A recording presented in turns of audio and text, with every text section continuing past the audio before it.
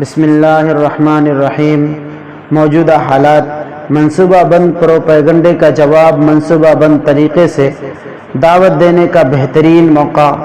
الحمدللہ رب العالمین والصلاة والسلام علی رسولہ الکریم، اما بعد، قال اللہ تعالی فی القرآن المجید: اعوذ باللہ من الشیطان الرجیم، ادفع باللتی ہی احسن السیئہ۔ جب انسان پر کوئی مصیبت اور آزمائش آئے تو ہمارا کیا رویہ ہونا چاہیے؟ اس سلسلے میں قرآن مجید نے ہماری رہنمائی فرمائی۔ اللہ تعالیٰ کا ارشاد ہے: ادفع باللتی ہی احسن السیئہ، بری بات کے جواب میں بہتر طریقہ اختیار کرو۔ اللہ تعالیٰ نے ایک اور موقع پر اس جانب بھی متوجہ فرمایا کہ یہ بہتر طریقہ جواب دفاع بالاحسن دشمنی کو دوستی میں تبدیل کرتا ہے۔ یہ صبر آزما ہے لیکن کامیابی کی کلید ہے۔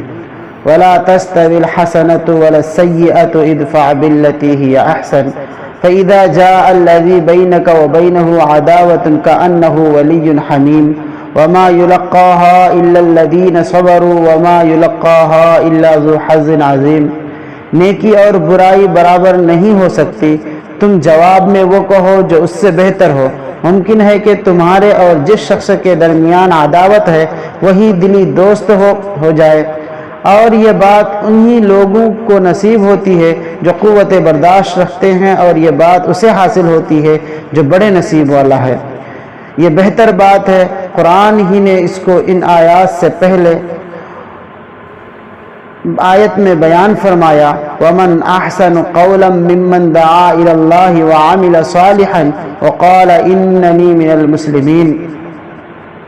اس سے بہتر کس کی بات ہو سکتی ہے جو خدا کی طرف بلائے، خود بھی نیک عمل کرے اور کہے میں فرما برداروں میں سے ہوں۔ یعنی بہتر بات سے دعوت اللہ مراد ہے۔ دعوت سے دشمن کو دوست بناتی ہے۔ دعوت حق کی علمبردار قوم کو نصیب ور بناتی ہے۔ البتہ اس کے لیے صبر، قوت برداشت اور حسن تدبیر کی ضرورت ہے۔ صبر کے معنی صرف چوٹ کھا کر خاموش رہنے کے نہیں، بلکہ صبر بڑے مقصد کے لیے مصیبتوں اور آزمائشوں کو سہنے اور حوصلہ شکن حالات میں بے برداشت ہونے کے بجائے حکمت و تدبیر سے کام لینے کے ہیں۔ اس وقت حالات مسلمانوں کے لیے بظاہر حوصلہ شکن ہیں، اچھی خبروں کے لیے کان ترستے ہیں، خوشکن نتائج کو دیکھنے کے لیے آنکھیں سراپا انتظار ہے، سکون و طمانینت دینے والی اطلاعات کے لیے قلوب بے چین ہے۔ بظاہر ہر طرف ظلمت کی گھٹائیں، اندھیرے ہی اندھیرے ہیں، لیکن مومن کا کام یہ ہے کہ وہ ان اندھیروں میں بھی روشنی تلاش کرے، نا امیدیوں کی گھنگھور گھٹا میں بھی امید کی کرنیں اسے نظر آئیں اور وہ خدا کی رحمت سے مایوس نہ ہو۔ صحابہ کا یہی طریقہ تھا، وہ ناموافق حالات میں بھی ایسے پہلو تلاش کر لیتے تھے جس سے طمانینت ہو اور جس سے ان کا خدا راضی ہو جائے۔ لوگ انہیں خوف دلاتے: پوری دنیا تمہارے مقابلے پر جمع ہو گئی ہے، اور وہ کہتے کہ ہمارے لیے خدا ہی کافی ہے، حسبنا اللہ و نعم الوکیل۔ ان کے ایمان میں ایسی وحشت انگیز خبروں سے اضافہ ہی ہوتا جاتا، لوگ انہیں ان کے رفقا کی شہادت کا طعنہ دیتے اور اسے اپنے بھائیوں کے لیے انعام تصور کرتے۔ اس وقت حالات وہ بہت برے ہیں، لیکن اس میں ایک پہلو خیر کا بھی ہے، اور وہ یہ ہے کہ اسلام کو سمجھنے اور اسلام کے بارے میں جاننے کا جو رجحان حالیہ زمانے میں پیدا ہوا، کم از کم پچھلے 70 سال میں اس کی کوئی مثال نہیں ملتی۔ اسلام اور مسلمانوں کے خلاف میڈیا کی زہر افشانی اور اس کے نتیجے میں اسلام کو جاننے کی خواہش کو دیکھتے ہوئے سیرت کا وہ واقعہ یاد آتا ہے کہ رسول اللہ صلی اللہ علیہ وسلم کی مکی زندگی میں جب حج کا موسم آتا یا کوئی بڑا تجارتی میلہ لگتا تو آپ کی طرف سے لوگوں کو برگشتہ کرنے کے لیے اہل مکہ طرح طرح کی باتیں کرتے، اور زیادہ تر یہ کہا جاتا کہ آپ جادوگر یا مجنون ہیں، العیاذ باللہ، اور ایسا جادو جانتے ہیں جس کے ذریعے والدین اور اولاد، شوہر اور بیوی کے درمیان جدائی ڈال دیتے ہیں۔ لیکن یہی پروپیگنڈا آپ کے طرف لوگوں کو توجہ کا باعث بن جاتا، باہر سے آنے والے ایک کھوج پیدا ہوتی کہ آخر یہ کون شخص ہے جس کے مخالف اس شد و مد کے ساتھ کی جا رہی ہے۔ یہی تجسس لوگوں کو बारगाह नबूवत तक लाता, फिर आपसे मुतासिर होकर वह दामन दिल को ईमान से भरकर वापस होते। ये आपकी दावती ज़िंदगी का बड़ा सब्र आज़मा मरहला था। आप हर बुरी बात का जवाब बेहतर के फूल बरसाते और कहते, क़ूलू ला इलाहा इल्लल्लाह तुफ़्लिहून, खुदाए हकीकी से अपना रिश्ता जोड़ लो, तुम कामयाब होगे। लोग आपके खिलाफ जहर अफशानी करते, लेकिन आपकी ज़ुबान मुबारक से कभी उनकी ज़ात के लिए कोई तल्ख कलिमा नहीं निकलता। लोग आपकी ज़ात के खिलाफ प्रोपेगंडा करते, आप शब व रोज़ खुदा की तौहीद और ऐलान फरमाते। लोग नफ़रतों की आग सुलगाते, आप उसकी आँच को तेज़ करने की कोशिश करते और मोहब्बत की फवार से उसे बुझाने की राह इख्तियार करते। यही वो तरीक़ा अहसन है जिसके कुरान ने दावत दी, जिसके बारे में फरमाया गया कि उसकी तौफीक उन लोगों को हासिल होती है जो सब्र का पैकर हों।